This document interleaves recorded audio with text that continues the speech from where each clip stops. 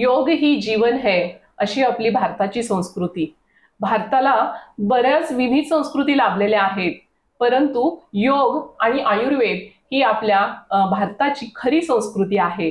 आणि याच विषयावरती आपण आज संवाद साधणार आहोत डॉक्टर नीलम चव्हाण यांच्याशी. नमस्कार. तुमचं या शो मध्ये स्वागत आहे. या आयुर्वेद क्षेत्रात गेली 11 वर्ष झालं काम करत आहेत आणि त्यांचं आयुर्वेद आणि योग याच्याबद्दलचा अभ्यास सुद्धा खूप गाढा आहे. आणि त्याबद्दल आपण बरेच प्रश्न किंवा समस्या अडचणी याबद्दल सुद्धा आपण जाणून घेणार आहोत.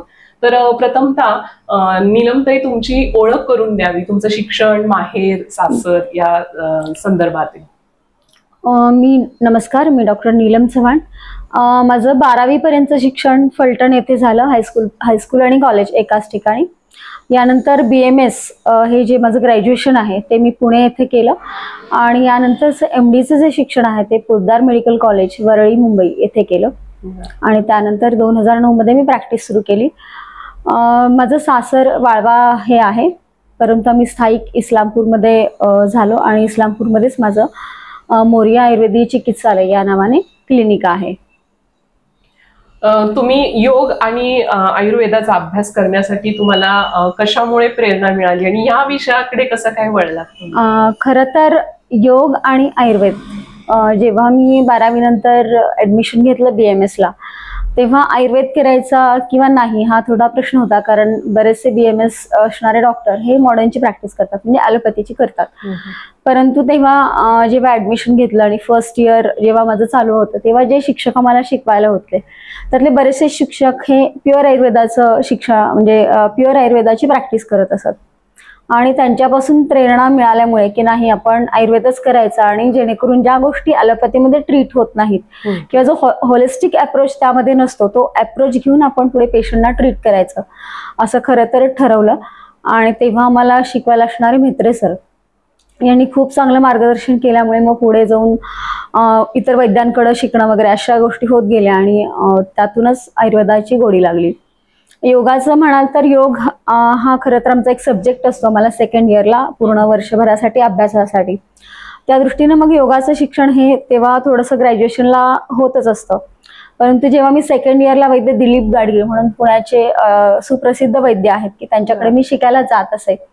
आणि त्यांच्याकडे शिकत असताना असं जाणवलं की सर पेशंटला ट्रीट तर करतात, म्हणजे औषधं देतात, पंचकर्म देतात, पण त्याबरोबरच योगही खूप सांगतात. म्हणजे ध्यानधारणा असू देत, मेडिटेशन असू देत किंवा आसनं असू देत, प्राणायामाचा काही अभ्यास, हे सुद्धा सर प्रत्येक पेशंटला सांगत असत. आणि त्यातूनच खरं तर महत्त्व समजलं की फक्त तुमची ट्रीटमेंट देऊन पेशंटला तुमचं पेशंट पूर्णपणे बरा किंवा निरोगी होणार नाही, तर त्या दृष्टीने योगाची सुद्धा तुम्ही जर साथ दिली तर तो लवकर बरा होईल आणि लवकर डिसीज रिव्हर्सल ही गोष्ट त्याच्यामध्ये होणार आहे. तर सध्या योगाकडे पूर्ण जग एक आशावादी दृष्टिकोनातून पाहते आणि आपल्याला प्रॅक्टिसमध्ये अजून काही गोष्टी अपडेट करणं गरजेचं आहे. या दृष्टीने मी पुढे जाऊन थेरापेटिक योगा कन्सल्टंट हा योग विद्या गुरुकुल आणि YCB यांचा जो कोर्स आहे आयुष मान्यता प्राप्त, तर तो कोर्स केला आणि त्यातून मला खूप साऱ्या गोष्टी नव्याने शिकायला मिळाल्या आणि खूप साऱ्या गोष्टी त्या पेशंटमध्ये मला देता येऊ शकल्या. तर अशा पद्धतीने थोडंसं योग आणि आयुर्वेद ह्या दोन्ही गोष्टीचं जेव्हा कॉम्बिनेशन मला प्रॅक्टिसमध्ये करता आलं, तेव्हा खऱ्या अर्थाने मला त्याचं एक वेगळं समाधान मिळू लागलं. म्हणजे आयुर्वेद तर महत्वाचं आहे, पण फक्त औषधं खाऊन उपयोग नाहीये. त्याच्याबरोबर हा व्यायाम, जीवनशैली महत्वाची आहे आणि जीवनशैलीमध्ये योग ही पण एक गोष्ट आहे. आयुर्वेद तर जीवनशैलीबद्दल बोलतोच, परंतु त्याबरोबरच योगामध्ये सुद्धा योगा ही एक जीवनशैली आहे आणि ती विहार म्हणून आपण आयुर्वेदाच्या सिद्धांतामध्ये जर वापरली तर नक्कीच पेशंटला खूप चांगल्या पद्धतीनं रिलीफ मिळतो. आत्ताच 21 जून हा योग दिन साजरा केला जातोय आणि या निमित्तानेच आपण या योग आणि आयुर्वेदाविषयी बोलतोय. म्हणजे योग आणि आयुर्वेद तितकाच घट्ट संबंध आहे असं तुम्हाला म्हणायचं? अर्थात. या योग आणि आयुर्वेद तुम्ही पेशंट्सना ट्रीट करत असताना कशा पद्धतीनं किंवा काय थेरी असते? तुम्ही पहिल्यांदाच जेव्हा पेशंट तुमच्याकडे येतो तर तुम्ही कसे टप्प्याटप्प्याने त्यांना? जेव्हा माझ्याकडे पहिल्यांदा पेशंट येतो तेव्हा त्याचे डिटेल हिस्ट्री टेकिंग घेतलं जातं की ज्याच्यामध्ये तो पेशंट काय खातो, किती वाजता उठतो, किती वाजता झोपतो, त्याला मानसिक कोणते ताणतणाव आहेत का, आता जो आजार आहे त्याच्याशा मानसिकतेशी, त्याच्या ताणतणावाशी काय संबंध आहे का, या सगळ्या गोष्टीचा मी डिटेल हिस्ट्री टेकिंग घेतलं जातं आणि त्यानुसार मग त्याला डाएटमध्ये काही चेंजेस करणं गरजेचं आहे का, आहाराबद्दल मार्गदर्शन दिलं जातं. त्याचबरोबर त्याच्या विहारामध्ये म्हणजे त्याच्या उठण्याच्या काही सवयी चुकीच्या आहेत का, त्याच्या खाण्यापिण्याच्या इतर कुठल्या सवयी चुकीच्या आहेत का, तो जागरण जास्त करतोय का, किंवा त्याचं दिवसभरातल्या दिनचर्येचा त्याच्या आजारावर किंवा त्याच्या आरोग्यावर काही परिणाम होतोय का, हे पाहिलं जातं आणि त्यानुसार त्याला ऍडव्हान्स दिली जाते. यानंतर ज्या ठिकाणी मला वाटतं की नाही मानसिक कारणं आहेत पेशंटमध्ये, अशा पेशंटला मी बरेचसे योग निद्रा असेल किंवा मेडिटेशन टेक्निक आहेत त्याचंही कन्सल्टेशन देते किंवा त्याला तशा स्वरूपाचे व्हिडिओ ऑडिओ त्यांना व्हॉट्सअप करते. अशा पद्धतीनं थोडासा प्रोटोकॉल आम्ही फॉलो करतो. याचबरोबर आयुर्वेदिक ट्रीटमेंट्सही पेशंटला ऍडवाइस केल्या जातात, काही औषधी चिकित्सा असतील किंवा औषधं वगैरे अशा गोष्टी. आणि त्याबरोबर ज्या पेशंटना पंचकर्माची गरज आहे तर त्या पेशंटना पंचकर्म सुद्धा आम्ही ऍडवाइस करतो. तर अशा पद्धतीने जनरल प्रोटोकॉल असते की पेशंटचं हिस्ट्री टेकिंग आणि मग त्यानुसार त्याला मेडिसिन, आयुर्वेदीय चिकित्सा, योग चिकित्सा सुद्धा पेशंटला त्याच्या डिसीज वाईज स्पेसिफिकली मी देण्याचा प्रयत्न करते.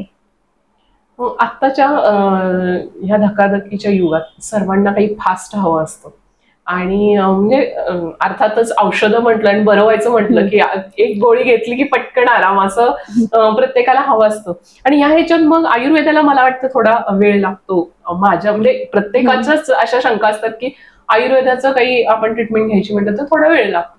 तेवढ्या पेशंट्स राहतात का आणि मग त्या पेशंटला तुम्ही कसं समजून सांगता? या खरं तर हा थोडा गैरसमज आहे की आयुर्वेदाला वेळ लागतो. मुळातच जर तुमचा औषधांचा चॉईस व्यवस्थित असेल, तुम्ही बाकी सगळ्या गोष्टी व्यवस्थित पाहिल्या तर नक्कीच ॲलोपॅथीपेक्षा पण काही आजारांमध्ये आपण चांगल्या पद्धतीनं रिलीफ देऊ शकतो. अगदी ॲक्यूट कंडिशनलाही रिलीफ देऊ शकतो.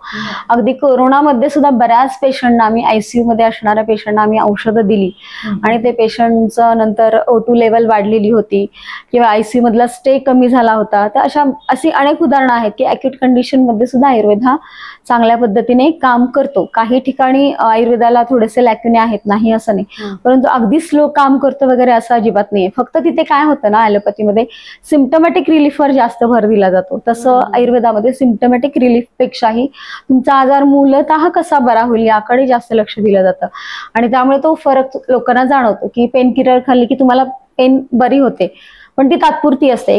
त्या गोळीचा जोपर्यंत तुमच्या शरीरावर इफेक्ट आहे तोपर्यंत तुम्हाला ते वाटतं की नाही आपण छान बरे झाले, पण तसं नाही. पण या उलट आयुर्वेदामध्ये आहे की आम्ही असा विचार करतो की तुमचा आजार पूर्णपणे कसा बरा होईल. आणि आता सध्या माझ्या प्रॅक्टिसमध्ये तरी खूप सारे असे इव्हेंट्स झालेले आहेत, घटना घडलेल्या आहेत की स्पाइन डिसऑर्डरचे पेशंट्स असू देत किंवा तुमच्या पाळीच्या समस्यांचे पेशंट असू देत, की अगदी फार कशाला की तुमचं व्हायरल इन्फेक्शन असू दे, अगदी सर्दी खोकला असू देत.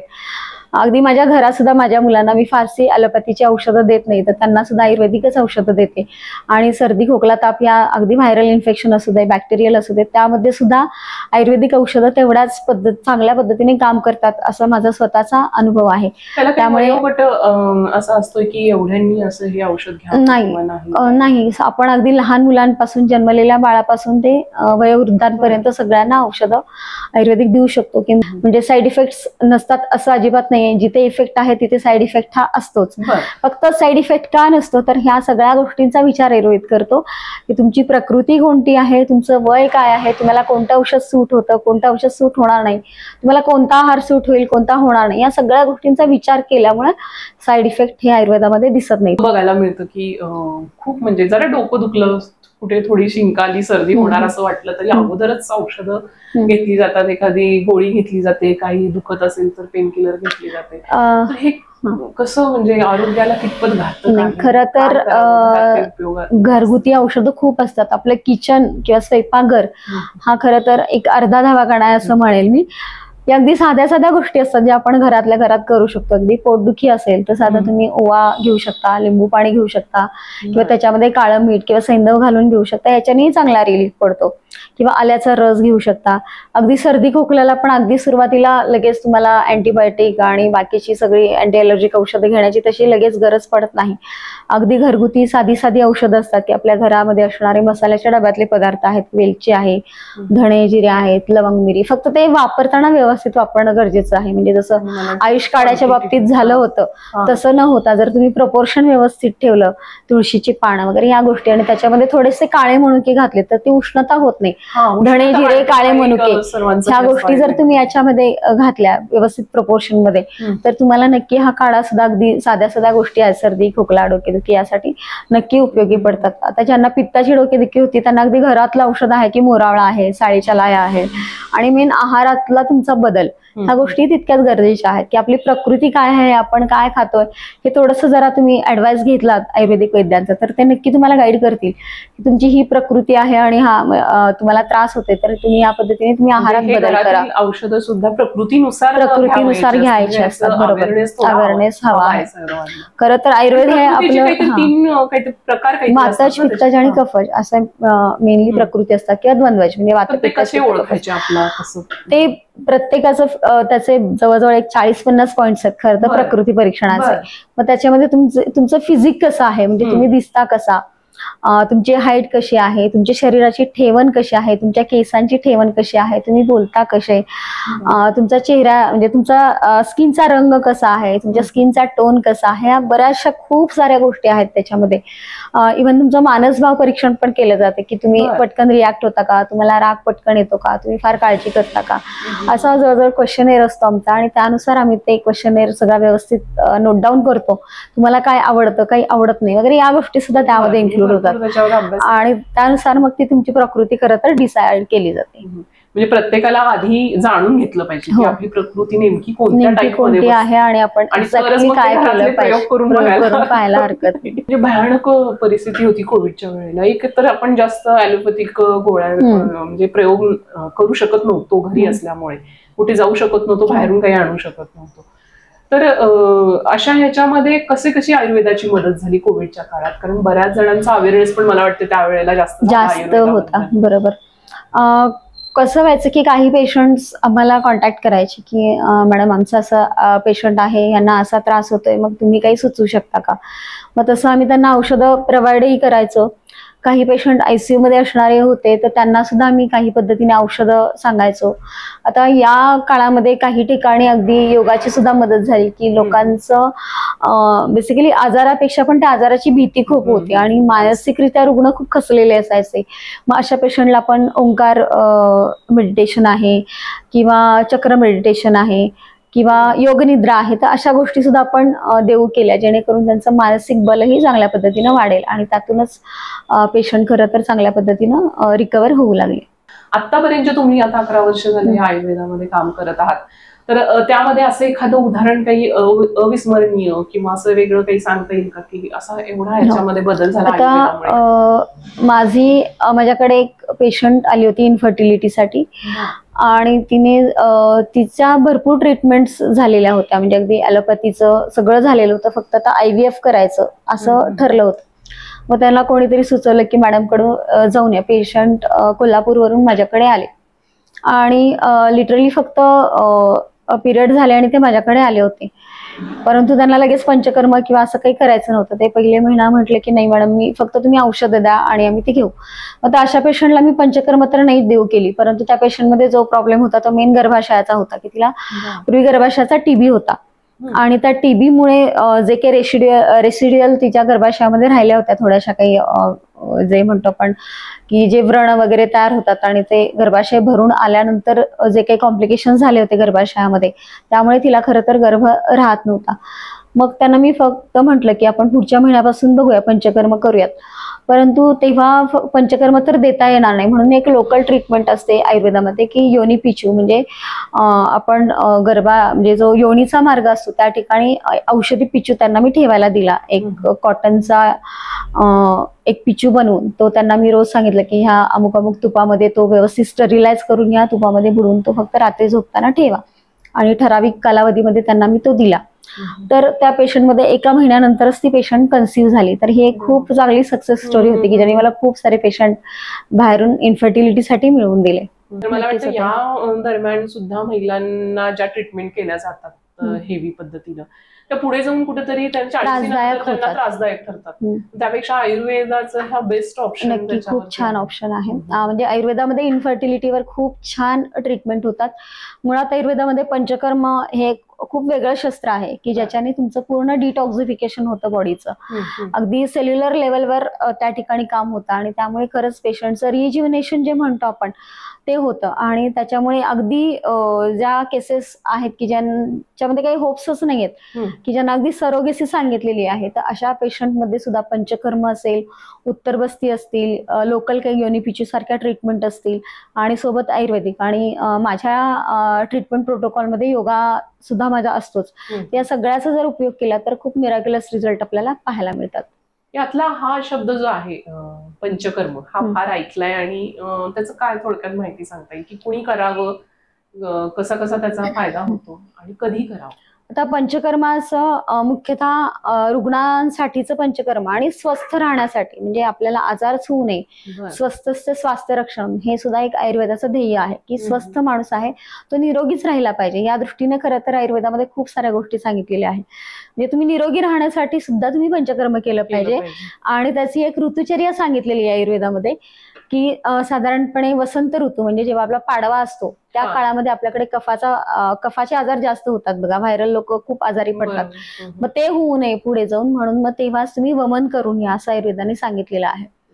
पुढे आपण जेव्हा पावसाळ्याचा काळ येतो तेव्हा आयुर्वेदामध्ये सांगितलेलं की वाताचा प्रकोप होतो आणि यावेळेला जर तुम्ही बस्ती केलात तर वाताचे जे आजार आहेत जसं की कंबरदुखी आहे, सांधेदुखी आहे किंवा पोट बिघडणं वगैरे अशा ज्या गोष्टी पावसाळ्यामध्ये घडतात तर त्या गोष्टी जनरली होत नाहीत. तिथून पुढे जर विचार केला तर शरद ऋतू की जेव्हा आपण कोजागिरी साजरी करतो, म्हणजे आपल्याकडे जे सण सांगितलेत ते सुद्धा ह्या सगळ्या गोष्टीला की आपल्या शरीराची सांगड घालून ते सांगितलेले आहेत. खरं तर प्रत्येक सणामागे काहीतरी शास्त्रीय कारण आहे. तर कोजागिरी पण आपण दूध जे चांदण्यामध्ये ठेवलेलं दूध पितो ते पिण्यामागे कारण आहे की आपल्या शरीरामध्ये तेव्हा पित्तदोष वाढलेला आहे आणि तो पित्तदोष कमी करण्यासाठी म्हणून आपण दूध सांगतो. तर तेव्हा सुद्धा आयुर्वेदामध्ये जनरली अगदी नॉर्मल लोक सुद्धा विरेचन चिकित्सा घेऊ शकतात, म्हणजे जुलाबाचं औषध की जेणेकरून तुमच्या पोटातले सगळं जे पित्त आहे ते सगळं निघून जाईल. तर अशा पद्धतीने वमन, विरेचन, बस्ती आणि नस्य ही चिकित्सा आहे की आयुर्वेदामध्ये जी ऊर्ध्व जत्रुगत विकार म्हणजे तुमच्या मेंदूचे आजार असतील किंवा तुमच्या सायनसचे आजार असतील त्यासाठी नस्य म्हणून चिकित्सा आयुर्वेदामध्ये सांगितलेली आहे. आणि रक्तमोक्षण ही चिकित्सा, रक्तातले काही दोष असतील तर त्यासाठी ब्लड लेटिंग म्हणजे आपण जसं ब्लड डोनेट करतो त्या पद्धतीने आम्ही फक्त जेवढं दूषित रक्त आहे ते शरद ऋतूमध्ये ज्यांना करून घ्यायचं आहे स्वस्थ राहण्यासाठी त्यांचं करून घेतो, किंवा जे पेशंट आहे ज्यांना स्किन डिसीज वगैरे आहे तर त्यांनाही आम्ही त्यांच्या अवस्थेनुरूप रक्तमोक्षणही करून घेतो. एकूणच संपूर्ण आपल्या आरोग्यामध्ये मन आणि शरीर याचं एक कनेक्शन असतं. या बद्दल तुम्ही काय सांगाल? हे कोणती भूमिका बजावत असल्याचं तुम्ही पाहता आणि ग्राहकांना सकारात्मक पद्धतीनं काय वेगळी पद्धत तुम्ही अवलंबता का की त्यांना या दृष्टीनं पॉझिटिव्हली त्यांचा दृष्टिकोन राहावा? खरं पाहिलं तर आता जे काही आजार दिसतात ते बऱ्यापैकी सायकोसोमॅटिक आहेत, म्हणजे तुमच्या मनाचा तुमच्या शरीरावर खूप मोठ्या प्रमाणावर परिणाम होत असतो. म्हणजे सध्या दिसणारे डायबिटीस असू देत, हायपर टेन्शन असू देत, झोपेच्या तक्रारी आहेत, पोटाच्या तक्रारी आहेत, तर या सगळ्या ज्या तक्रारी आहेत त्या खरं तर तुमच्या मानसिकतेशी जास्त जोडलेल्या आहेत. मग या दृष्टीने आम्ही जेव्हा पेशंटची हिस्ट्री घेतो आणि तेव्हा बऱ्याच असं लक्षात येतं की ह्या पेशंटला काही ना काही स्वरूपाचं टेन्शन आहे, स्ट्रेस आहे. मग या दृष्टीने मी पेशंटला तशा स्वरूपाची काही औषधंही की जी स्ट्रेस कमी करतील, टेन्शन कमी करतील अशी औषधंही दिली जातात. याचबरोबर पेशंटना काही ॲडवाइस दिला जातो की जसं त्यांना मी ओंकार मेडिटेशन सांगते किंवा चक्र मेडिटेशन एखादं सांगते किंवा योग निद्रा, स्पेसिफिक त्या त्या आजारावरच्या योग निद्रा असतात तर त्या योग निद्रा मी त्यांना ऐकायला सांगते आणि त्या मी स्वतः त्यांना पाठवते. तर अशा पद्धतीनं बऱ्याच पेशंटला मी ट्रीटमेंट देते. आता काही वेळेला नाही सर्व दृष्टीने आरोग्य चांगलं असतं एकेकांचं, पण झोप लागत नाही. हा सर्वसामान्य सर्वांचंच अलीकडे या म्हणजे ऑनस्क्रीन असल्यामुळे असेल तो परिणाम असेल, तर त्याविषयी काही उपयोग होऊ शकतो का याचा योगाचा? आणि नक्कीच मुख्यतः फिजिकली ऍक्टिव्ह असणं ही खूप गरजेचं आहे. आता सध्या आपण मेंटली खूप ऍक्टिव्ह राहतोय म्हणजे स्क्रीनमुळे. तर बेसिकली स्क्रीन टाइम कमी करणं हे तर पहिलं जे कारण आहे ते टाळणं पहिली चिकित्सा आहे. याचबरोबर रात्री झोपताना 9ला जो मोबाईल बंद करणं गरजेचं आहे. किमान झोपण्या अगोदर 1 तास तुमचा मोबाईल हा बंद असला पाहिजे. ही दुसरी म्हणजे तुमच्या वागण्यामधला जो बदल आहे तो करणं गरजेचं आहे. त्याचबरोबर खाण्यापिण्याच्या वेळा तुम्ही व्यवस्थित पाळल्या पाहिजेत आणि तुमचे फिजिकल ऍक्टिव्हिटी चांगल्या पाहिजेत. मग या दृष्टीने तुम्ही खरं तर रोज किमान अर्धा तास ते 1 तास योगा करणं गरजेचं आहे. त्यामध्ये शवासनची प्रॅक्टिस आहे किंवा रात्री झोपण्यापूर्वी तुम्ही ओंकार साधना 15 मिनिटं केली तरी त्याचाही उपयोग तुम्हाला निद्रानाशासाठी होऊ शकतो. त्याचबरोबर योगनिद्रा सुद्धा असतात आमच्याकडे अवेलेबल, की झोप येत नाही त्यासाठीची योगनिद्रा आहे, ताणतणाव आहेत त्यासाठीची योगनिद्रा आहे, स्पेसिफिक कस्टमाइज योगनिद्राही आहेत. तर त्या सुद्धा योगनिद्रांचा वापर आपण अशा पेशंटमध्ये करू शकतो. बऱ्याचदा असा समज पण आहे, म्हणजे युवती ज्या वेळेला महत्वाचं कशासाठी त्या हे करतात, योगाकडे किंवा व्यायामाकडे वळतात, तर वेट लॉस महत्वाचं हे त्यांचं उद्दिष्ट असतं.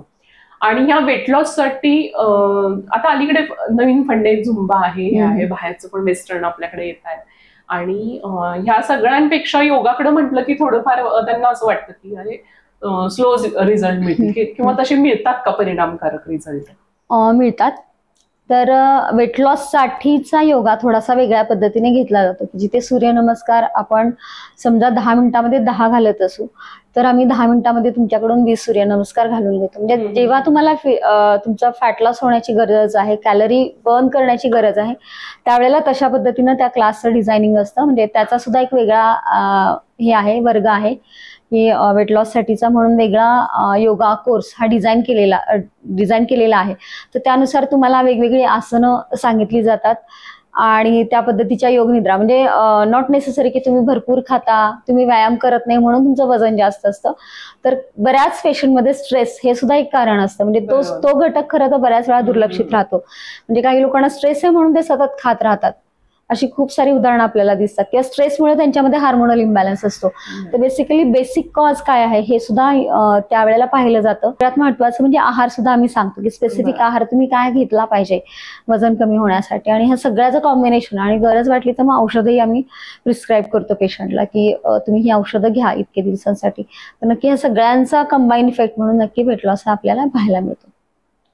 पेशंट्सना ट्रीट करताना काही पेशंट्स कडून आपल्याला जे अभिप्राय मिळतात, असा एखादी चांगला अभिप्राय तुम्हाला कधी अनुभवायला मिळालाय का पेशंट कडून? आणि असे तर खूप अभिप्राय असतात की पेशंट्स मुळातच आयुर्वेदिक ट्रीटमेंट आम्ही जेव्हा देतो तेव्हा आमच्याकडे येणारा पेशंट हा सहजासहजी येत नसतो. म्हणजे जसं ॲलोपॅथी डॉक्टरांकडे जातात, सर्दी खोकला झाला म्हणून तुम्ही जीपी कडे जाता किंवा इतर जनरल तक्रारींसाठी जाता, तसं आयुर्वेदाकडे मुळातच लोक लगेच येत नाहीत. कुठलाही पेशंट येतो तेव्हा तो क्रॉनिक स्टेजमध्ये येतो किंवा इतर कुठे काही होत नाहीये, मग तुमच्याकडे होईल का म्हणून येतात. म्हणजे जसं मी मगाशी तुम्हाला इन्फर्टिलिटीची केस सांगितली की त्यांना IVF च सांगितलं होतं आणि IVFचाही सक्सेस रेट बद्दल थोडीशी त्यांना साशंकता दिलेली होती. मग असेच पेशंट खरं तर आमच्याकडे येतात. आता नुकतीच झालेली एक केस आहे की ज्यांची एंजिओप्लास्टी झालेली आणि त्यांना 2 ब्लॉक होते, परंतु त्यांचा एकच ब्लॉकची त्यांनी एंजिओप्लास्टी केली आणि दुसरा ते ऑन टेबल त्यांना काहीतरी कॉम्प्लिकेशन वाटल्यामुळे त्यांनी तो दुसरा ब्लॉक सोडून दिला. नंतर ते मला म्हटले की मला आता ती करायचीच नाहीये बेसिकली, कारण मी ही एंजिओप्लास्टी केल्यानंतरही माझ्यात फार काही इम्प्रूव्हमेंट मला क्लिनिकली वाटत नाहीये. तर म्हटलं ठीक आहे, मग आपण आयुर्वेदिक ट्रीटमेंट सुरू करूया. मग त्यांना मी साधारणपणे सुरुवातीला 1 आठवड्याची ट्रीटमेंट सुरू केली की ज्याच्यामध्ये शिरोधारा, हृदयधारा म्हणजे हृदयाचा जो भाग आहे त्या भागाच्या ठिकाणी मी तेलधारा ऐकलं होतं आतापर्यंत. नाही, अशा लोकल ट्रीटमेंट पण असतात धारेच्या की आम्ही सांधेदुखीसाठी पण सांध्यावर करतो, स्पाईनवर धारा करतो. म्हणजे जो रिजन तुम्हाला वाटते की त्या ठिकाणी तेल देण्याची, स्नेह देण्याची गरज आहे, तर त्या ठिकाणी मी हा ट्रीटमेंट करत असतो. त्या पेशंटला मी हृदयधारा केली, बस्ती सुरू केला आणि या ट्रीटमेंटमध्येच 1 आठवड्यानंतर त्यांना खूप चांगली इम्प्रूव्हमेंट झाली. आणि मग ते पेशंट पुढे कंटिन्यू झाले की नाही मॅडम मला चांगलं बरं वाटेपर्यंत मला पंचकर्म करायचं. खरं तर लोक 7 दिवस झाले की कंटाळतात, विचारतात आता बस का वगैरे, पण त्यांना तो रिझल्ट दिसल्यामुळे त्यांनी सलग 3 आठवडे पंचकर्म केलं आणि 15 दिवसामध्येच मला असं दिसून आलं की त्यांना अर्धा किलोमीटर चालताना दम लागायचा, 15 दिवसानंतर ते 3 किलोमीटर सलग चालू शकत होते. म्हणजे हा एक खूप चांगला अनुभव आत्ताच्या, म्हणजे अगदी लेटेस्ट असा अनुभव आहे की त्यांना खूप चांगला इफेक्ट आपला आयुर्वेदाच्या मदतीने देऊ शकलो आणि त्यांचा स्ट्रेसही कमी झाला की नाही आता मी अमेरिकेला व्यवस्थितपणे जाऊ शकतो. काय म्हणतात की आपल्याकडचं आहे, आपल्याकडेच पिकतंय पण खपत नाही असं, म्हणजे वेस्टर्नचे आपण सगळं अवलंबतो, पण आपल्या भारतामध्ये हे जे छान खरी श्रीमंती आहे ती आपल्याकडे न राहता उलट बाहेरचे लोक त्याचा उपयोग करतायत आणि हे पाहायला मिळतंय. तर ह्या तुमच्या वैद्यकीय क्षेत्रामध्ये काम करत असताना तुम्ही अशी कधी अवेअरनेसचे उपक्रम घेतलेत का, किंवा किती गरज आहे त्याची आणि करायला पाहिजे? अवेअरनेस आता थोडंसं पुणे मुंबई या ठिकाणी खूप अवेअरनेस आहे, परंतु आपल्या भागामध्ये थोडासा अवेअरनेस कमी आहे. त्या दृष्टीने मला ज्या ज्या ठिकाणी लेक्चर्स देण्यासाठी बोलवतात त्या ठिकाणी मी नक्की जाते. काही फ्री कॅम्पही मी माझ्या हॉस्पिटलतर्फे आयोजित करते की जेणेकरून लोकांना थोडासा त्याचा अवेअरनेस व्हावा. तर या दृष्टीने नक्कीच सगळ्या स्तरावर प्रबोधनाचं काम मी करत असते. आता पूर्वीचं जे आयुर्वेद आहे आणि आत्ताच ह्याच्यामध्ये काय फरक झालाय, कितपत जास्ती चेंजेस झालेत आणि याच्यामध्ये नवीनतम असे संशोधन काही आलेले आहेत का? नक्कीच. पूर्वीचं म्हणजे आयुर्वेद हा पूर्वीचाच आहे, आत्ताचा आयुर्वेद असं नाही म्हणू शकत. फक्त काय म्हणू शकतो आपण, मॉडॅलिटीज बदलल्या, म्हणजे सोयी सुविधा आल्या, साधन सामग्री आली. की पूर्वी जी शिरोधारा आम्ही एका म्हणजे एक तांब्याचं भांड असायचं आणि त्याच्यावर मॅन्युअली करत होतो, तर त्याची सुद्धा आता टेक्नॉलॉजी एवढी डेव्हलप झालेली आहे की टेक्निकल एक इन्स्ट्रुमेंटच मिळतं आणि त्यात फक्त तुम्ही ते सेटिंग करायचं, आपोआप पेशंटची शिरोधारा होते. तर अशा पद्धतीने हे इक्विपमेंट्स मध्ये किंवा टेक्निकल गोष्टी बदलल्यामुळे खूप साऱ्या गोष्टी आता आयुर्वेदामध्ये सुद्धा खूप बदलत आहेत आणि रिसर्चही वाढत आहे, संशोधन वाढत आहे आणि त्याचा नक्कीच उपयोग म्हणजे जग जे विचारतं की नाही खरंच पेशंट हा आयुर्वेदाने बरा झाला, मग तो कसा झाला यासाठी काही पुरावा आहे का. तर अशा पद्धतीने आता अनेक संस्थांमध्ये रिसर्च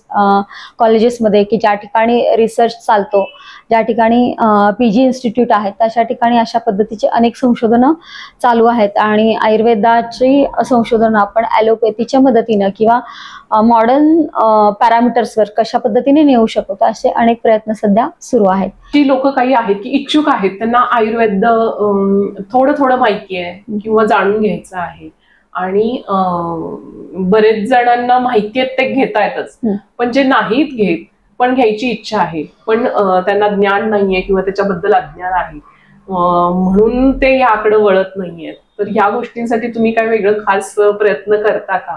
आणि त्यांना काय सांगाल की तुम्ही हे रोजच्या दैनंदिन मध्ये आपण आयुर्वेद आणि योग ह्या दोन्ही गोष्टी कशा आपण दिनचर्येतच आपल्या घेतल्या पाहिजे? मुळातच जसं मगाशी सांगितलं की आयुर्वेदाचं जे ध्येय आहे ते स्वस्तस्य स्वास्थ्य रक्षण. त्यामुळे आमच्या कोणत्याही आयुर्वेदीय ग्रंथामध्ये जर पहिल्यांदा पाहिलं तर दिनचर्या आणि ऋतुचर्या या गोष्टी दिलेल्या आहेत. म्हणजे तुम्ही दिवसभर कसं वागायचं, ऋतू बदलल्यानंतर तुमच्या आहारामध्ये काय बदल करायचा, या गोष्टी खरं तर आयुर्वेदामध्ये खूप पूर्वी सांगितलेल्या आहेत. फक्त मधल्या काळामध्ये या गोष्टी आपल्या संस्कृतीमधून पण थोड्या थोड्या प्रमाणामध्ये लोप पावल्या. म्हणजे आपण ज्याला म्हणतो की आजीबाईचा बटवा, तर आपल्या आजी लोकांना बऱ्याचशाच गोष्टी माहिती असायच्या. आता आत्ताच्या पिढीला ह्या गोष्टी माहित नाहीत. इव्हन त्या बटव्यात तयार पण असायची काही औषधं. बरोबर, तुला झालंय, कोणी लहान मुलगी त्याला लगेच औषध द्यायचं. तर ती संस्कृती आता लोप पावत चालली आहे. तर या दृष्टीने खरं तर हे संस्कार होणं आयुर्वेदाचे हे खरं तर लहानपणापासून होणं गरजेचं आहे.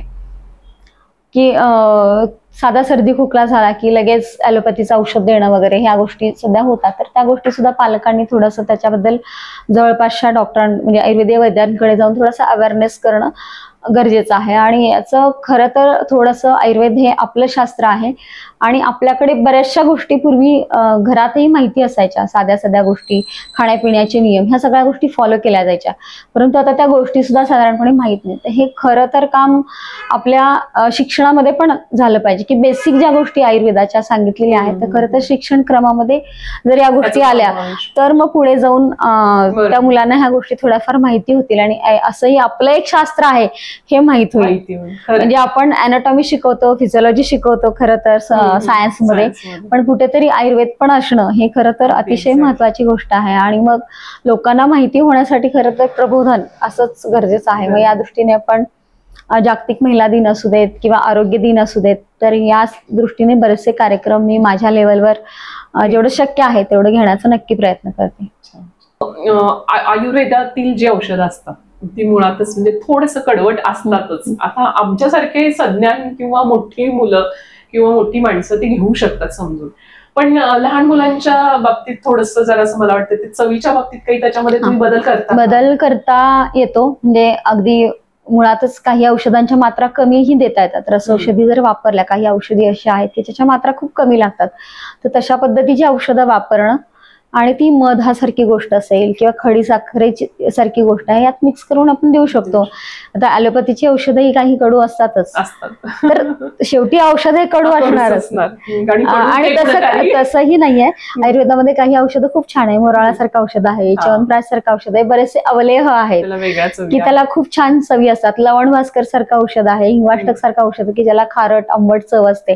तर ह्या गोष्टी लहान मुलं सुद्धा आवडीने खातात. त्याच्यामधलं आवडलेलं तर ज्येष्ठ मध्ये सारखी गोष्ट आहे. तर या गोष्टी अशा थोड्या मॉडिफिकेशन्स हे डॉक्टरांनी करून दिल्या तर नक्की ते औषधं घेऊ शकतात. तुम्ही बरेच वर्ष या क्षेत्रात काम करत आहात, एका यशस्वी टप्प्यावरती ह्या तुम्ही इथं येऊन पोहोचलेले आहात. तर यामध्ये तुम्हाला असं काय वाटतं की तुमचं वेगळेपण काय आहे की ज्यामुळे हे यश मिळालं, आणि त्या वेगळेपणाच्या काही गोष्टी तुम्ही सांगणार आहेत की तुम्ही डॉक्टर आहातच पण असं अजून काही वेगळं तुम्ही करत आहात की ज्यामुळे तुम्ही या टप्प्यावरती आलेला आहात?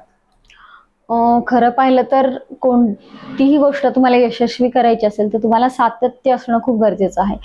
पहिल्यापासूनच थोडीशी क्रिएटिव्हिटी किंवा इनोव्हेशन ह्या गोष्टी थोड्याशा डोक्यामध्ये बाबा आपल्याला वेगवेगळ्या अशा कोणत्या गोष्टी करता येतील. मग तेव्हा काही वाचनाची सुरुवात केली. याचबरोबर मग तेव्हापासूनच थोडंसं कॉस्मेटिककडे मी थोडंसं माझं संशोधन थोडंसं वाढवलं. म्हणजे अगदी मी हॉस्टेलला असतानाच बऱ्याचशा ज्या माझ्या नॉन डॉक्टर मैत्रिणी होत्या, तर त्यांना काही प्रॉब्लेम्स असले स्किनचे वगैरे, तर त्या मला विचारायच्या आणि मी साध्या साध्या गोष्टी त्यांना सांगितल्या आणि त्या बऱ्या व्हायच्या. मग त्यातूनच तो कॉन्फिडन्स येत गेला की नाही आपण ह्या फील्डमध्ये खूप चांगलं काम करू शकतो.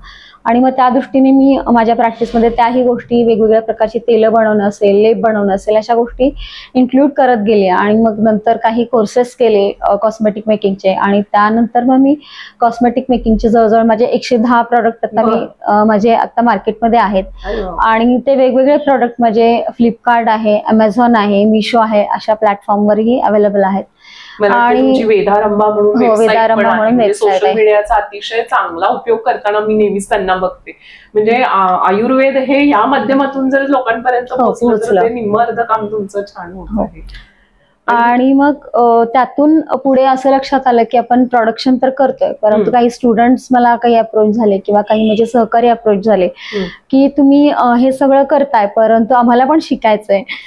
आणि मग त्यातून मी ज्या ठिकाणी शिकले होते तेव्हा मला काही ठिकाणचे काही लॅक्युनेस पण दिसले आणि ते लॅक्युने कमी करण्यासाठी जेव्हा मी प्रॉडक्ट स्वतःचे बनवायचे तेव्हा मला खूप R&D करायला लागला. म्हणजे खूप रिसर्च आणि खूप डेव्हलपमेंट त्या प्रॉडक्टमध्ये करायला लागल्या. आणि हे करत असताना मग मला थोडंसं फार्मसी मधले काही रेफरन्सेस घ्यावे लागले किंवा मग मी तेव्हा अमेझॉन किंडलचं जे आहे त्याची मेंबरशिप घेतली वर्षभरासाठी. आणि मग तिथे ऑर्गॅनिक मध्ये बाबा काय बुक्स मिळतात का आपल्याला किंडलवर, ती दुर्मिळच असेल मला वाटतं. पुस्तकं सहजासहजी नाही, मग तेच ना फॉरेन ऑथरची असतील किंवा ही मला मिळाली नाहीत. म्हणजे आपल्या इथे किंवा एवढं ते शोधत बसण्यापेक्षा किंडलवर शोधणं मला सोपं गेलं. मग त्याच्यानंतर मी त्यातलेही बरेचसे रेफरन्सेस वगैरे गोळा केले आणि त्यातून काही प्रॉडक्ट स्वतःचे डेव्हलप केले. अशा पद्धतीने बरेचसे रिसर्च मी माझ्या प्रॉडक्टमध्ये तेव्हाही केले. आणि मग ते थोडेसे रिसर्च मी बाहेरच्या लोकांनाही शिकवले. जवळजवळ 1000 डॉक्टरांनी आतापर्यंत कोरोनापासून माझ्याकडे ट्रेनिंगही घेतलेलं आहे. आणि सौंदर्य प्रसाधनामध्ये बऱ्याचदा असं मध्यंतरी ऐकलेलं आहे, ऐकिवात आहे की बरेच काही प्रोडक्ट असे असतात की जे व्हेजिटेरियन लोकांना चालत नाहीत. तर तशा पद्धतीनं तुम्ही याच्यात काही वेगळे पण तुमचं आहे का? आता माझ्याकडे लिपस्टिक मध्ये जैन लिपस्टिक मिळतात, लिप बाम मध्ये जैन लिप बाम मिळतात. याचबरोबर सोप्स मध्ये सुद्धा जे तुम्ही फॅट्स अॅनिमल फॅट्स असतात तर ते अॅनिमल फॅट फ्री सोप्स आहेत. आणि क्रीम वगैरे या गोष्टींमध्ये सुद्धा मी अॅनिमल फॅट्सचा वापर करत नाही. खूप छान. म्हणजे अशा लोकांनाही तुम्ही तो पर्याय ऑप्शन. हो, माझ्याकडून जैन लोक भरपूर लिपस्टिक्स नेतात. आणि याचबरोबर माझे सगळे प्रॉडक्ट जे आहेत ते पॅराबेन फ्री आणि सल्फेट फ्री आहेत. त्यामुळे आता सध्या जे म्हणतात की सल्फेट्समुळे साईड इफेक्ट होतात किंवा पॅराबेन्समुळे साईड इफेक्ट होतात तर ते आपल्या प्रॉडक्टमध्ये कुठेही नाहीये. आणि लिपस्टिक्स मध्ये सुद्धा बरेचसे जे केमिकल्स असतात तर ते सुद्धा लिपस्टिक आपण पूर्णपणे नॅचरल पद्धतीने बनवतो. म्हणजे आयुर्वेदिक औषधं, बदाम तेल, एरंडेल तेल आणि काही वॅक्सेस हे जे नॅचरल असतात तर अशा गोष्टी घालूनच आपण हे लिपस्टिक्स वगैरे बनवतो. म्हणजे खरं तर हल्ली बरेच जण याकडे वळतायत. निसर्गाकडे म्हणजे नॅचरल गोष्टींचा जास्त करून अट्टाहास करतायत हल्ली लोक. याच्यातल्या प्रोडक्ट्स काही मी वापरलेले आहेत, पण थोडक्यात माहिती सांगाल की यातले कुठले तुमचे प्रोडक्ट जास्त प्रमाणात चालतात आणि लोकांच्या पसंतीस उतरलेले आहेत? सोप्सही माझे खूप चालतात, कारण आमचे जे सोप्स असतात की त्याच्यामध्ये त्याचं pH ही बऱ्यापैकी बॅलन्स असतो आणि त्यामुळे स्किन ड्राय होत नाही. म्हणजे दिवाळीमध्ये मला बऱ्याचशा अशा ऑर्डर्स मिळाल्या की जे गिफ्टिंगसाठी लोकांनी आपल्या क्लायंटला दिलंय, त्यांच्याकडून गिफ्ट म्हणून माझ्याकडचे प्रॉडक्ट त्यांनी घेतले होते. तर त्यातले जे क्लायंटला माझे प्रॉडक्ट गेलेले ते क्लायंट्स पुन्हा माझ्याकडे खरेदीसाठी आले. हा तर या वर्षीच्या दिवाळीचा म्हणजे आपल्या इस्लामपूरमध्येच ही झालेली घटना आहे. ही सोप्सलाही खूप मागणी आहे, त्याचबरोबर लिपस्टिक्सनाही खूप मागणी आहे.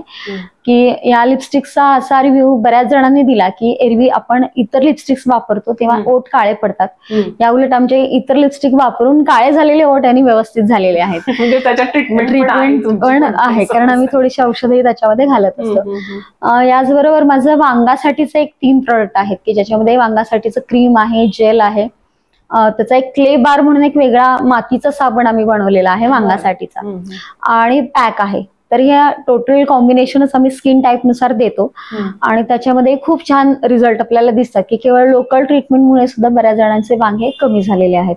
याचबरोबर ऍक्नेसाठी आहे, फेशियल वगैरे पण तुमच्याकडे सोय? हा, आणि तशा फेशियल्स पण आम्ही पूर्णपणे आयुर्वेदिक पद्धतीने फेशियल जे असतं की ज्याच्यामध्ये 0 केमिकल, अगदी क्लिन्झिंग पासून ते पॅक पर्यंत आम्ही कुठलेही केमिकल वापरत नाही.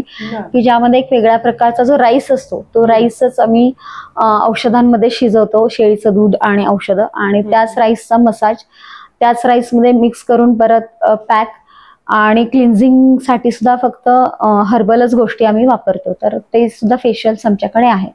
म्हणजे माझ्या मते आता आयुर्वेदामध्ये काही आपण अप्लाय करायचं असेल किंवा घरातलीच रेमेडी करायचं असेल तर बरंच काही घरातलं गोळा करावं लागतं. पण जर तुमच्यासारख्यांच्याकडे रेडीमेड प्रोडक्ट जर आयुर्वेदिकचे असतील तर ते पटकन अप्लाय करायला असं कोणालाही आवडेल, इझी टू वेअर असं सगळं आहे. खूप छान. तुम्ही या प्रोडक्ट्स तर इनोव्हेटिव्ह आहे, म्हणजे आता तुम्ही जे वेगळे पण सांगितलं की कुठल्याही व्यवसायाची यशस्वीता ही माझ्या मते, जसं आता नीलमताईंनी सांगितलं की त्यांचं त्या कामामध्ये सातत्य आहे, मेहनत तर आहेच, मेहनत घेतल्याशिवाय कुठलीही गोष्टी साध्य होत नाहीत, त्याच्यामध्ये वेगळेपण आहे, स्वतःची कल्पकता आहे आणि ते पुढे नेणे आणि सातत्याने, आणि त्यांनी आत्ताच्या म्हणजे नवीन पद्धतीला सुद्धा त्यांनी स्वीकारलेला आहे. स्वतःचं नॉलेज अपडेट करताना सोशल मीडियाचा आणि ऑनलाईन पद्धतीनं त्यांनी जास्ती करून वापर केलाय.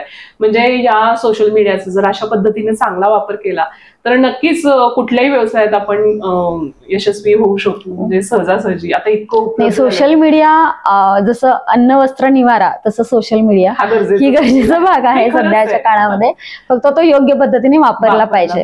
खरंय. याच्या जोडीनं तुम्ही मार्गदर्शन पण करता, जसं म्हटलात की तुम्ही काही डॉक्टर्सना ते प्रोडक्शन कसं करायचं हेही तुम्ही शिकवलं. आणि माझ्या ऐकिवातली एक सुंदर अशी मला वाटलेली संकल्पना तुमची म्हणजे गर्भसंस्कार, ह्याचे क्लासेसही तुमचे सातत्यानं सगळीकडे असतात. तर याबद्दल तुम्ही काय सांगाल, या कन्सेप्ट बद्दल? गर्भसंस्कार हा खरं तर म्हणजे गर्भिणी परिचर्या हा सुद्धा एक वेगळा विषय आयुर्वेदामध्ये आहे की गर्भिणी परिचर्या म्हणजे त्या गर्भिणीने काय खावं, काय खाऊ नये, मंथ वाईज काय खावं, स्पेसिफिक मंथ वाईज कोणती औषधं घ्यावीत, ह्या सगळ्याचं डिटेलिंग खरं तर आयुर्वेदामध्ये आहे. आणि या दृष्टीने अजून त्याच्यामध्ये काही ऍडिशन्स की जसं संगीत चिकित्सा आहे, योगाची ऍडिशन्स, याचबरोबर आता सध्या लोकांना वाटतं की आपलं मूल खूप हुशार असलं पाहिजे, मग या दृष्टीने ब्रेन स्टिम्युलेशनच्या काही ऍक्टिव्हिटीज किंवा 5 वर्षापर्यंत बाळाच्या मेंदूचा जो विकास होत असतो त्या दृष्टीने काही ऍक्टिव्हिटीज, ह्या थोड्याशा काही गोष्टी मी त्याच्यामध्ये अपडेट केलेल्या आहेत. की आमच्या गर्भसंस्कार क्लासमध्ये सुरुवातीला आयुर्वेदानुसार काय काय आहे ते सांगितलं जातं, संगीत चिकित्सेचा भाग घेतला जातो, ध्यान, मेडिटेशन, योगा या गोष्टी घेतल्या जातात, आणि याचबरोबर IQ स्टिम्युलेशनच्या ऍक्टिव्हिटी सुद्धा आम्ही घेतो. म्हणजे त्यासाठी सुद्धा मला थोडासा स्टडी करावा लागला आणि त्यातून काही गोष्टी आम्ही डेव्हलप करत गेलो. म्हणजे प्रत्येक सेशनला माझं काहीतरी एखादी तरी गोष्ट अपडेट केलेली असतेच मी, तर त्या दृष्टीने काही ना काहीतरी अपडेट करत आम्ही IQ स्टिम्युलेशनसाठी सुद्धा वेगवेगळ्या गोष्टी आम्ही करत असतो. आणि संगीत चिकित्सा, संगीत ही सुद्धा खूप मोठी गोष्ट आहे आपल्या भारतीय संस्कृतीतली, आणि संगीताचाही बाळाच्या डेव्हलपमेंटवर खूप परिणाम होतो आणि तशी संशोधनही झालेली आहेत. म्हणजे बाळ ऐकू शकतं का, म्युझिक थेरपीच आहे. तर बाळ हे 3 महिन्यापासून नक्कीच ऐकू शकतं. भले बाळाच्या कानाची डेव्हलपमेंट 6व्या महिन्यापासून पूर्ण होते, परंतु तोपर्यंत बाळ हे सगळ्या गोष्टींना ऐकत असतं आणि प्रतिसादही देत असतं आणि त्याचा उपयोग आपण गर्भसंस्कारमध्ये चांगल्या पद्धतीने घेऊ शकतो. याचबरोबर मंत्र ही एक गोष्ट आहे की जी आपल्या भारतीय परंपरेचा खूप मोठा वारसा आहे खरं तर, आणि ह्या मंत्रांचे सुद्धा तुमच्या वेगवेगळ्या बॉडी पार्ट्सवर वेगवेगळ्या पद्धतीने परिणाम होत असतात. उच्चारणानुसार असेल किंवा त्याचं जे संगीत आहे त्या मंत्रांमध्ये जर काही वाद्य वाजवली असतील तर त्या सगळ्याचा इम्पॅक्ट हा तुमच्या बाळाच्या डेव्हलपमेंटवर होत असतो. आणि या दृष्टीने मंत्र सुद्धा आम्ही पेशंटकडून म्हणून घेणं, त्यांना ऐकवणं, अशा सुद्धा गोष्टी ह्या गर्भसंस्कारच्या क्लासमध्ये घेतो. याचबरोबर वेगवेगळ्या खूप साऱ्या ऍक्टिव्हिटीज सुद्धा आम्ही गर्भसंस्कारमध्ये ऑनलाईन, म्हणजे खरं तर मी ऑनलाईन करते, बट लाईव्ह असतात लेक्चर्स आणि लाईव्ह समोरच्यांकडून पण आम्ही शक्यतो घेतो, त्याच्यामध्ये करत असतो. म्हणजे फ्रॉम प्रेग्नन्सी टू बाळ तुमचं 5 वर्षाचं होईपर्यंतचं ओव्हरऑल मार्गदर्शन देण्याचा आमचा प्रयत्न असतो. ही प्रोडक्ट्स जर खरेदी करायची असतील आमच्या महिला किंवा मैत्रिणींना तर ते कशी आणि कुठे उपलब्ध होतात? पर्सनलीही मला कॉन्टॅक्ट करू शकता किंवा माझी वेबसाईट आहे www.vedaramba.com. या ठिकाणी सुद्धा स्टोअर आहे. तसेच ज्या कोणी इतरही प्लॅटफॉर्मचा यूज करू शकतात, फ्लिपकार्टवर आहे, अमेझॉनवर आहे आणि मिशोवर आहे. तुम्ही जस्ट वेदारंभ टाईप केलं तरी तुम्हाला सगळे प्रोडक्ट तुम्हाला दिसू लागतील. इथपर्यंत तुमची यशस्वी वाटचाल चालूच आहे, पण भविष्यातील तुमचे अजून काही असे संकल्प आहेत किंवा काय दृष्टिकोन आहे पुढे की अशा पद्धतीने तुम्हाला कार्यरत राहायचं आहे, तर तसे शेअर करा. गर्भसंस्कार तर मला अजूनही काम वाढवायचं आहे. याचबरोबर आत्ताचे जे लाईफस्टाईल डिसऑर्डर मेनली फार प्रामुख्याने स्त्रियांमध्ये दिसणारा आजार म्हणजे PCOD आणि स्थौल्य, तर या दृष्टीने योग आणि आयुर्वेद या पद्धतीने थोडंसं काम करायचं आहे. याचबरोबर डायबिटीससाठी सुद्धा खरं तर खूप काम करण्याची गरज आहे. डायबिटीसच्या रुग्णांसाठी सुद्धा एक प्रोजेक्ट मी थोड्या दिवसात लॉन्च करणार आहे. योग आणि आयुर्वेद हेच आपलं जीवन आहे असं जर प्रत्येकानं आपल्या मनामध्ये ठाणलं तर मला वाटतं आपलं आरोग्य हे पहिली लोक जशी 100 वर्ष जगायची तसं आपल्याला जगायला काही हरकत नाही, किमान 100 नाही राहिली तरी आपण आहे तेच आयुष्य आपल्याला जे मिळालेलं आहे ते चांगल्या पद्धतीनं आपण निभावू शकतो आणि शेवटपर्यंत निरोगी राहणं हेही तितकंच महत्वाचं आहे. खात्री हे जे ईश्वरानं निसर्गानं भरभरून दिलेलं आहे ते जर चांगल्या पद्धतीनं उपभोगायचं असेल तर मला वाटतंय आपण निरोगी राहणं फार गरजेचं आहे. खूप छान नीलमताई तुमच्या जीवनाचा प्रवास आम्ही इथं ऐकला. इतर महिलांनाही तो प्रेरणादायी ठरेल. संगीता स्टॉक फॅक्ट हा शोच ह्यासाठी आहे, याचं उद्दिष्टच हे आहे. म्हणजे मोठा दृष्टिकोन असलेल्या महिलांची छोटी मुलाखत आम्ही घेत असतो जेणेकरून प्रत्येक स्त्रीचा जीवन प्रवास वेगवेगळ्या पद्धतीचा असतो आणि हा जर सर्व महिलांपर्यंत पोहोचला तर त्याच्यातील कोणती ना कोणती तरी गोष्ट प्रत्येकासाठी उपयुक्त ठरू शकेल, प्रत्येकाला ती प्रेरणादायी ठरू शकेल. आणि मला वाटतं ते कुठेतरी क्लिक झालं तर प्रत्येक महिलेला आपला जीवन प्रवास नव्याने सुरुवात करण्याची ही एक संधी मिळू शकेल. आणि खूप खूप धन्यवाद तुम्हाला तुमच्या पुढील भविष्यातील संकल्पासाठी आणि तुमची उद्दिष्ट पूर्ण होण्यासाठी. आमच्या ह्या परिवारातर्फे तुम्हाला खूप शुभेच्छा आणि धन्यवाद. मी खरं तर तुमची खूप आभारी आहे की मला तुम्ही इथे बोलवलं आणि माझं मनोगत तुम्ही ऐकून घेतलं, त्याबद्दल धन्यवाद. थँक्यू.